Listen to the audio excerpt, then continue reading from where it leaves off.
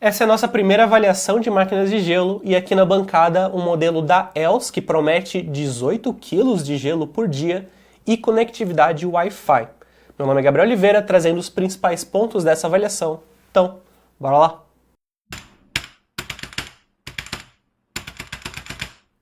Quando a gente está de olho no mercado, aparecem vários modelos com uma estética bem parecida, muito se assemelhando a um freezer que tem um reservatório de gelo internamente, até a própria ELS tem um modelo parecido, porém aqui parecem ter dado muito mais ênfase na estética do produto. Ele visualmente é mais interessante do que muitos outros modelos que encontramos. Aqui é quase todo de plástico rígido, principalmente preto. Na frente aparecem alguns detalhes inox e uma abertura que dá justamente para a gaveta de gelo, onde ficam armazenados aí esses cubos. Ele é iluminado por um LED azul, que você pode ligar, desligar, dependendo da sua preferência. Para abrir a gaveta, a alça está na parte de baixo, é bem larga, tem bastante espaço para os dedos. Quando você puxa, ela tem travinhas na lateral e se for retirar, apenas precisa inclinar para cima. Ela também é de plástico rígido, transparente, justamente para você conseguir ver, e também possui furinhos, justamente para que se o gelo derreter aqui dentro, a água não é desperdiçada, ela apenas escoe para o reservatório interno e possa ser recirculada no interior. Esse reservatório interno tem capacidade para até 1,90 ml, até a marcação de máximo, que inclusive poderia estar melhor marcada, aparece de forma bem sutil acima da bomba que faz essa recirculação. Você até consegue manter a unidade funcionando apenas com a água nesse reservatório interno, mas acaba se formando pouco gelo.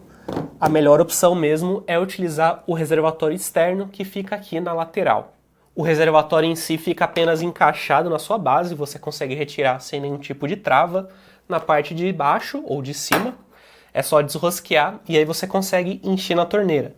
Enchido até a boca, ele tem capacidade para 3 litros 750 ml. Essa válvula também permite que, mesmo que ele esteja de cabeça para baixo, ele não acabe vazando água, realmente apenas ao encostar de volta na sua própria base.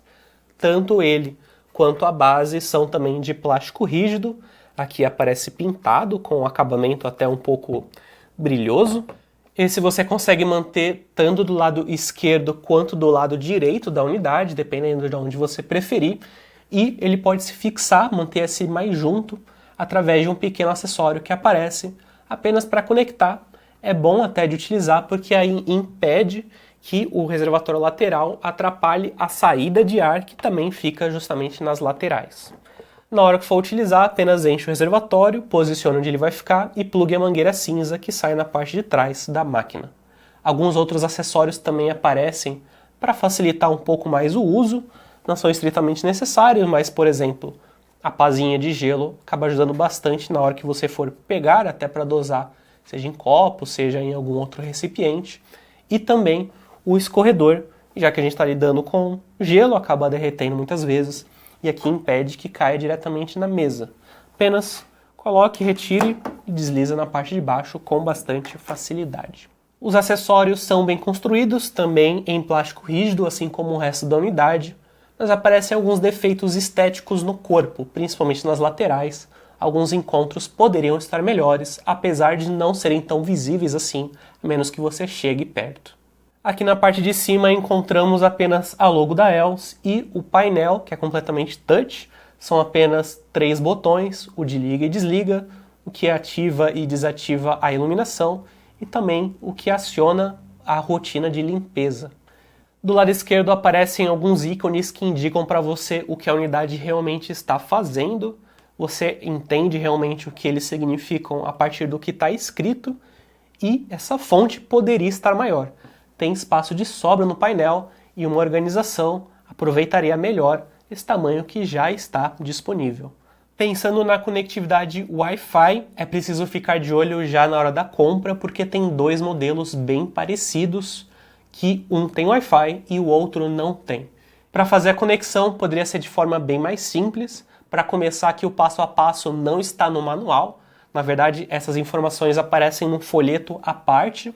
E aí começa o problema, justamente porque se você perder esse folheto, pelo menos até o momento dessa avaliação, ele não está presente no próprio site da ELS. O aplicativo está disponível tanto para Android quanto para iOS, é baseado no Tuya, então vai se parecer muito com os outros aplicativos da Kabum, da Multi, que também são baseados nessa mesma plataforma. Como que ele faz é basicamente duplicar o painel para o seu celular, não adiciona tanto assim na experiência de ter a máquina de gelo. No máximo ali, se você quiser ativar o produto quando você estiver fora de casa, mas tirando essa situação, não é algo que traz um avanço assim tão grande para a unidade. Pensando na produção de gelo, essa máquina gera alguns pequenos cilindros de mais ou menos 1 grama cada, cerca de 5 ali são expelidos a cada uns 30 segundos, é uma produção contínua, então ele não vai parar, jogar um monte de gelo, ficar um tempo sem produzir, jogar um monte de gelo, ele sempre está mandando ali alguns cilindrinhos por vez. Geralmente esse tipo de gelo é formado comprimindo pequenos flocos até chegar nesse formato.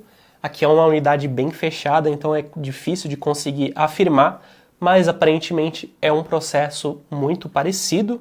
Por conta desse processo de pequenos flocos, ele acaba sendo um gelo muito mastigável, bastante indicado para bebidas e drinks.